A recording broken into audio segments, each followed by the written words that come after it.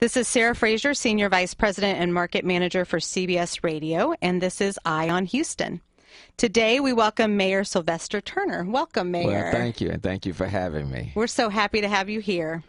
How are you adjusting to your new term? I am enjoying the job. It's been almost now 7 months. No day is boring, and no day is the same. Every day is different. The city faces its challenges. But I don't call them problems. I call them challenges, and with every challenge, there's an opportunity. But this is a terrific city, and I'm just blessed and appreciative of the fact that people allow me to serve them as their mayor. Absolutely. Well, we're excited. You've done a lot of great things, Thanks. and I wanted to talk about that. First, though, I'd like to talk about. We've got a lot of situations going on right now around the country, and I think the one thing that our listeners are concerned about is both the lives of our people in our community and the lives of our police officers. So how are you balancing both of those? Houston has been fortunate. Things have remained calm in our city, and we do have. And what the message that I constantly am giving is that we need both community and police officers working together to keep our city safe, to move forward in a very positive direction. The community needs the police. The police needs the community. We're on the same team. Working together. We're not the enemies of one another, or at least we should not be. I think it's important for there to be respect on both ends. We have 5,200 police officers. We still have fewer than what we need for a city of this magnitude, a city this size. So we need more police officers, and the community needs them. So we're getting calls every day for families that are needing police, children, seniors, you name it. So they are stretched thin, but they are committed to the city because they love this city. And then at the same time, we have there are challenges within our city. There are still too many people who want to rob and do harm to other folk. And when that happens, who are the people that you call? You call your first responders. You call the police. And so the message that I am saying to people in this city, don't judge police officers by what is occurring in other places and other venues. Let's not engage in that group dynamics where if you see one person doing something wrong, you blame everybody. That would be wrong. And at the same time, what I say to law enforcement and to the 5,200 that on HPD, Houston Police Force, is that if you see one person in the community that has done something wrong, don't judge everybody by the actions of that one person. Don't assume that because there's one bad apple, that everybody in this community or everybody in this neighborhood is a bad apple. And so I think as long as we have that communication, that open line of communication, neighborhood community policing, where as much as possible the community comes to know who's policing their neighborhoods and police come to know who's residing in those neighborhoods, I think we'll be fine. So we're working hard at it. I had a meeting the other day with about 20 hip-hop artists, rappers, asking for their support, and they offered their support in talking to their audiences. And with the group that I had at City Hall, literally on social media, they probably talked to hundreds of thousands of people. Yes. And there are people who will listen to them before they'll listen to me. So so there have been many different groups and who have come to the table and who have said, look, Mayor, we will work with you to make sure that this city remains peaceful, and where we're working collaboratively, and I am very appreciative and thankful for that. That those influencers really help. Yeah. They do. And I don't want to leave out the faith-based community, because there have been many pastors and churches that have also stepped up. I appreciate that. There have been people from the business community that have stepped up. I appreciate that. And even giving me the opportunity to be on this radio station. That helps out quite a bit, because it's going to take all of us. But this is a great city, and what I tell people all the time, I'm a native Houstonian, and I still live in the same neighborhood in which I was born and reared. The city has come a long way over the last 25 years. We're the most diverse city in the country. and now we just need to work on being the most inclusive. And I think that has that diversity has served Houston well. Yes, yes, it has, and we have many people coming to see our city for the Super Bowl. Oh yeah, so, February the 5th, February 5th, 2017. And look, they're just not coming for February the 5th. They'll be coming 10 days before, because every single day within 10 days out, there will be some special event or events in the Houston area or in the Houston region. Yes, and we are partnering with them on that volunteer effort. So you all are one. You all see. If you want to volunteer, don't forget to look at cbslocal.com for ways that you can sign up. So let's go back to the campaign. Okay. So potholes at the time, the horrible pothole problem was considered by many to be our #1 concern. What have you been able to do to fix that problem? Look, when I came into office and on the campaign trail, as you very well know, potholes. I said something on swearing-in day, on January the 4th, on my first day, that we were going to assess and repair potholes by the next business day. Initially, people thought that I was crazy, that I made a promise that we were not going to be able to keep. But I also knew that if people didn't see their government working for them in real time, it was just going to be a difficult time to win people over. So I made that commitment. I said it would start 2 weeks from the day that I was sworn in. And then on a Thursday morning, I went out and visited with 300 employees in Public Works at their workstation. And took them a lot of kolaches and a lot of donuts, true story, 6 o'clock in the morning on a Thursday. And I said to them, I made a promise to the people in the city that we would assess and repair potholes by the next business day. But I made the promise. I am at City Hall on Bagby Street, and you all are the ones who are on the street filling these potholes. If you all don't do it, it won't get done. So literally, I'm coming to you with hat in hand. I'm asking you to join with me, and let's get it done. The following Friday, the head of Public Works came to me and said, Mayor, I have 13 crews in Public Works who are willing to volunteer their time to work on Saturday, Sunday, and at that time Martin Luther King Day, which was a holiday, in order to repair these potholes to help you keep your promise. That's amazing. And they worked on Saturday, Sunday, and on Martin Luther King Day. And I'm pleased to report, since that I made that commitment, that the employees, not me, I only feel one, but the employees have assessed and repaired more than 20,000 potholes, defined by 5 feet by 5, instead of 2 feet by 2 feet, which was the definition before I came into office, 5 feet by 5. And they have repaired and assessed those potholes by the next business day 95% of the time. I'm extremely proud of the employees. They have taken ownership of it. And quite frankly, they appreciate when people are passing by and they're seeing these crews out there either blowing their horn or saying, thank you. And they have taken ownership of this initiative. Our streets are better. We're not where we need to be. Okay, and filling potholes is a temporary, short-term solution. In many cases, we have roads that just need to be repaved or just redone. But people are not going to give you an opportunity to handle the more serious street repair that will take longer if you're not dealing with these short-term problems that they're riding over these potholes and having to repair their tires. So now we are focused on the more serious street repair, panel replacement, repaving or redoing the streets as a whole.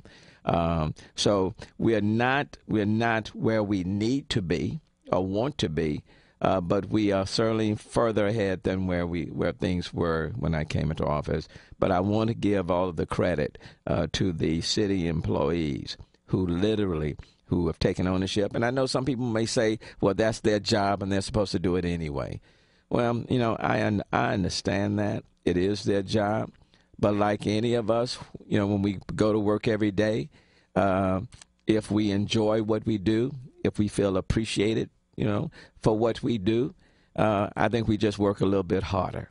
and we take ownership. And they are doing that, and I certainly want to give them the credit this morning, as I've done in the past, for doing their jobs, but doing it in such a way that's making Houston a much better place in which to live. Well, on behalf of the listeners out there, I thank you for your leadership and them, because when we talked back August, it was a huge problem, and we don't hear it anymore. So thank you. Well, thanks. And one of the things that I found when I came to office is that you had departments that were not talking with one another. One of the reasons why people were saying, Mayor, I don't think it can be done by the next business day. One of the reasons why it could not have been done was that when calls are made, the calls were not necessarily going directly to Public Works. So there was some disconnect with some of the departments, and the departments were not working well. It wasn't seamless, And so if you make a call into 311, if it just kind of stays there and it doesn't get to the department that's actually having to address that concern, it could be weeks or months or forever. But what I said to them is that this system is not going to work. So I had hits, the IT department, 311, Public Works, Mayor Citizens Assistance, all of those departments to come together, get in a conference room. They spent 3 days, and when I said to them, design for me a system that's seamless and that's responsive, where you all are talking to one another. And they end up doing that, and as a result, the system is now working. It is more responsive, and these situations are now being addressed. That's great. Thank you. The number 2 concern was balancing the budget. Yes. And as someone who balances a budget annually, that is not an easy task. Mine is much smaller than yours.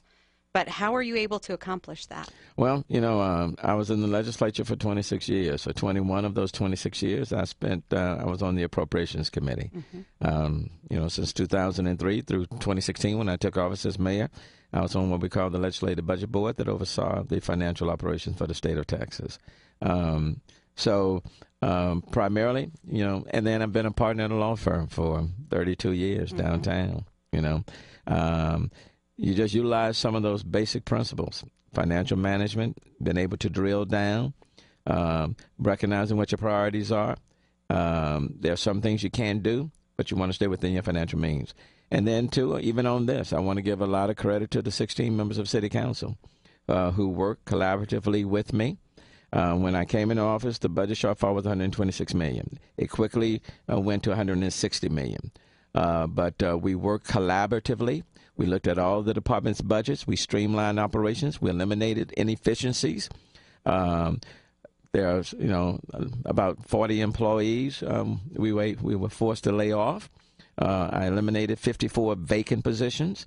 Eliminated a lot of duplications. The budget that we passed is $82 billion less than the budget that I inherited, but we maintain a healthy fund balance, more than what's legally required.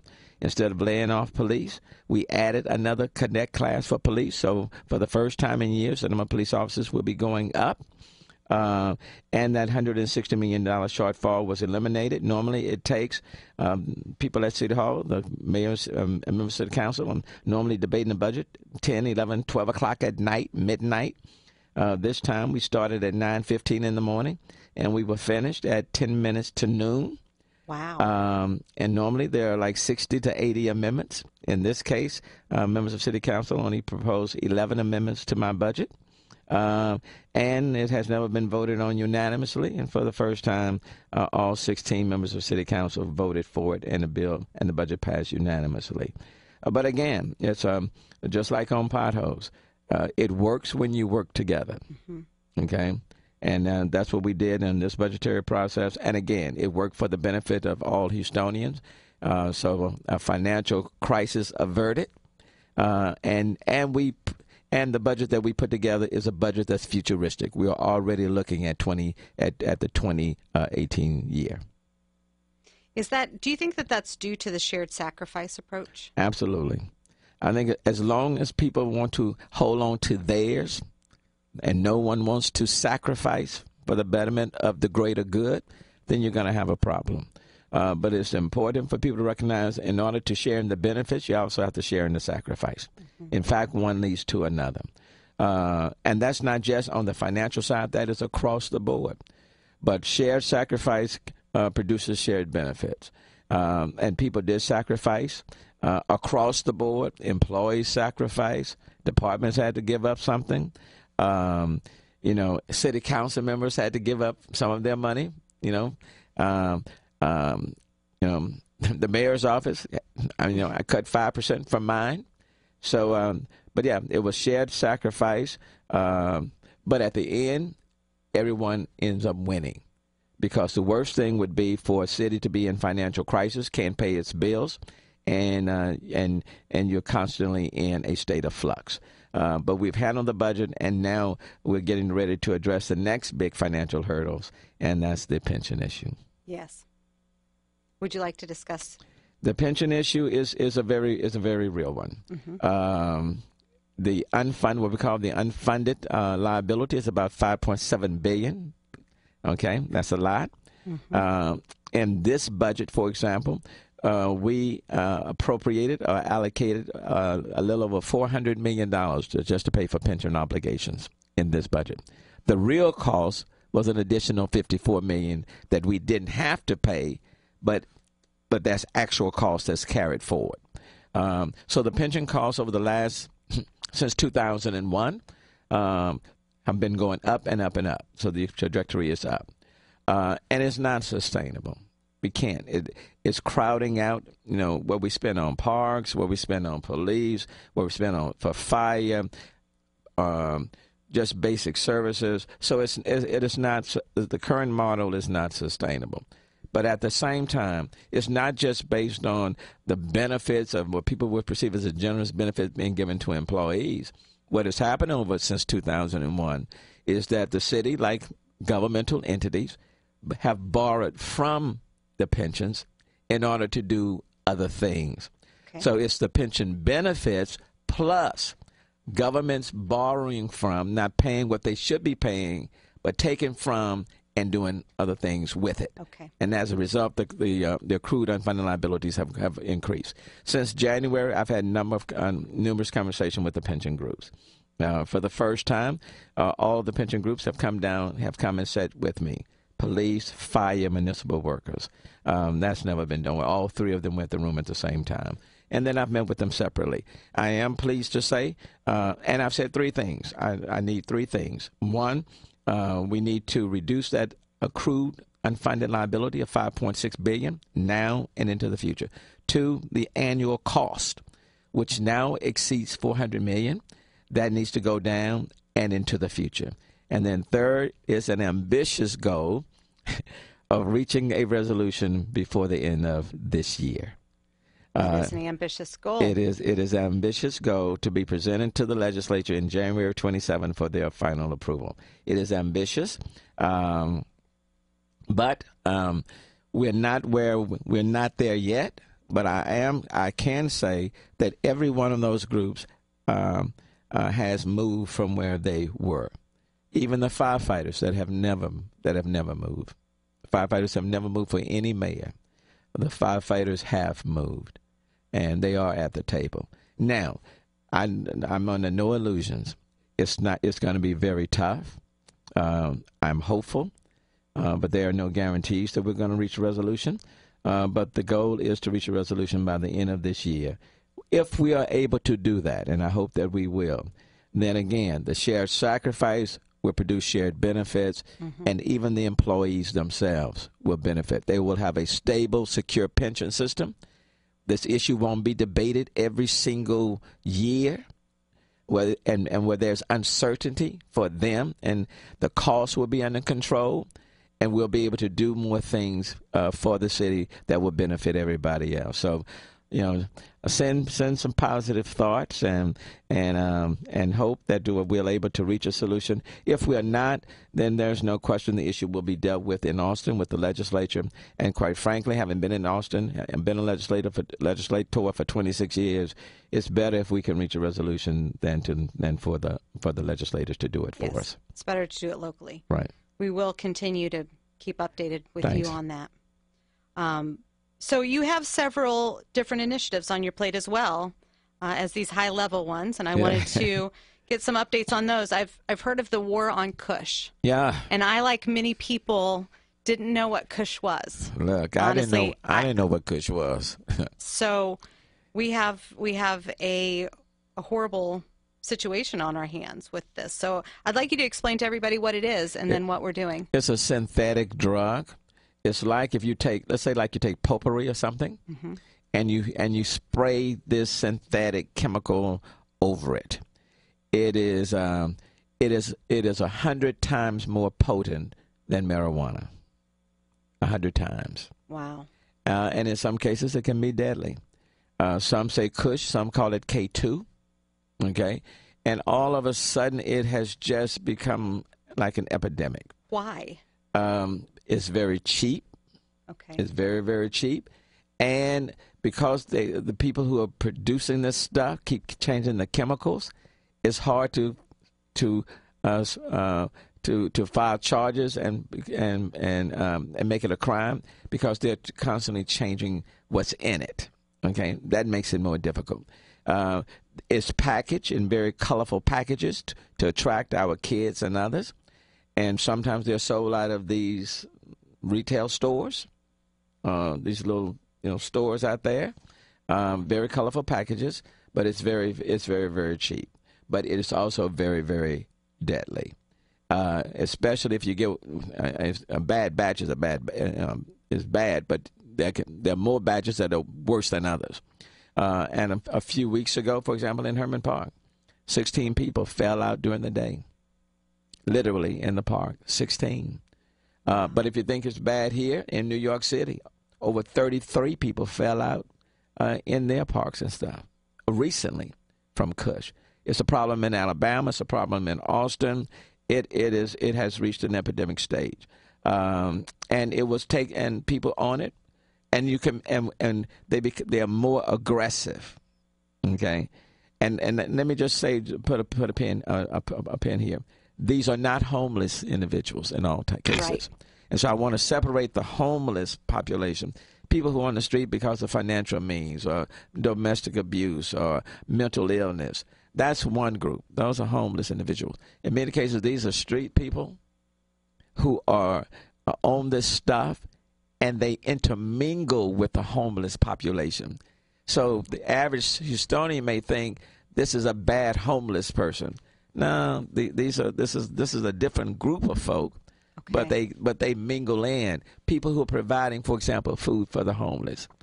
These people on CUSH will go and take advantage of them.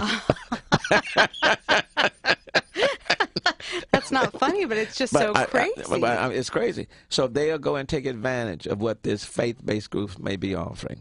Wow. And then they'll walk across the street, for example, to Herman Park. Or they may be in Moody Park, or they may just be on the street. They may be on Main. They may be at the library. And so what I said to folk, if you have a substance abuse problem, we want to help you. Okay. If your circumstances are such, and you need assistance, call. Let's see what we can do. But I would certainly encourage people not to utilize this stuff. This is a dangerous substance, and it can cost you your life. What it is doing, what we know, is that it's tying up a lot of our resources, because when you fall out and an EMS unit is called and we're taking you to the emergency ER, it's costing, and we're pulling equipment out of the system from someone who may be having a heart attack. Right. Okay. And out of 3,000 responses that we've made since September in this city, over half of them were CUSH related. Wow. Okay? 1,500. There are more responses to CUSH than to marijuana, crack cocaine, any of these other substances. And I imagine it's really hard to talk to your kids about this because it comes in different forms. So is there a resource site, or is there some place that we can go to? I would say probably our health services department, and Dr. Peirce is one of the leading persons on it, but the health services department is one place that you can go. but it is, what I would say to kids, it comes in very colorful packages. You may think it's marijuana, but it is not. It is a synthetic drug, and you can have what you think may be marijuana, but it has been sprayed with this chemical, and it is 100 times more potent, and it is deadly. That's scary. And so we've highlighted 5 key areas in the city for right now. Herman Park being one, Moody Park being another, what we call Peggy's Point, which is at Main and Richmond, the downtown area, Main and McKinney, and then the Houston Public Library around City Hall and Tranquility Park. Those are areas that we've kind of highlighted to take back these public spaces, because the worst thing, this is summertime. It's hot. A lot of our kids may not be able to afford to go on vacation with their families, and so they may want to come to the Houston Public Library downtown. What you don't want them not to come, because they're having to go through and deal with folk who may be on CUSH, who are aggressive or cursing them out or saying things, and families may end up saying, I don't want to do this, so I'm not going to come. Right. I don't want that to happen. You don't want people not to go to Moody Park or to Herman Park, because they've been taken over by folk on CUSH. So I will tell you, over the last 7 weeks, the initiatives that we have put in place to take back our public spaces, those initiatives are working. You know, Herman Park is open. Moody Park is available. The Central Library downtown is available. So we're just not going to turn it over. We're going to hold on to our public spaces for our kids and for our families. And we'll utilize the resources that we need to get there. But the best way to deal with it is for people not to engage in this type of activity. We need our EMS units available for folk who may be having medical problems, because we just can't pick somebody up and take them to, let's say, to a church, because there may be other issues there. So we have to take them to ER, to emergency room. We just don't have a choice for liability purposes. But those are taxing our resources, and I'm hoping that people will say no to drugs, period. Good advice. But I want to talk about my back-to-school program. Yeah, well, you want to do that real quick? Let's do that. Because the back-to-school program is coming up in August, the first part of August, but you have to register by July 31st. There are a lot of kids, a lot of families are facing financial problems, and let's face it, this is oil and gas town, but a lot of people right now are unemployed. Families are struggling. But this is the 6th annual City of Houston Mayor's Back to School program. We are preparing for about 25,000 kids with backpacks and immunizations, other educational counseling, you name it. It's going to be on the campus of University of Houston, the Central Campus. That's the location, that's the venue, University of Houston. And then Shell is a generous sponsor. But we are preparing to provide supplies and services for 25,000 kids. But you have to pre-register. And so I'm encouraging folks, parents and kids, to pre-register at www.houstontx.gov/B as in boy, T as in Tom, S as in Sam, F as in Frank. And so that's houstontx.gov/BTSF. And if you don't have a computer or just don't want to get on there, or you don't speak English, you may register by dialing 311. And you have to do it. You have to pre-register on or before July 31st. But that's the Mayor's Back to School program. It's the 6th annual one. I'm excited about it. I'm a kid at heart, but I know there are a lot of families who need some help. And you don't want to have a kid all excited go to the first day of school and they don't have what they need. So Houston has always been a generous city.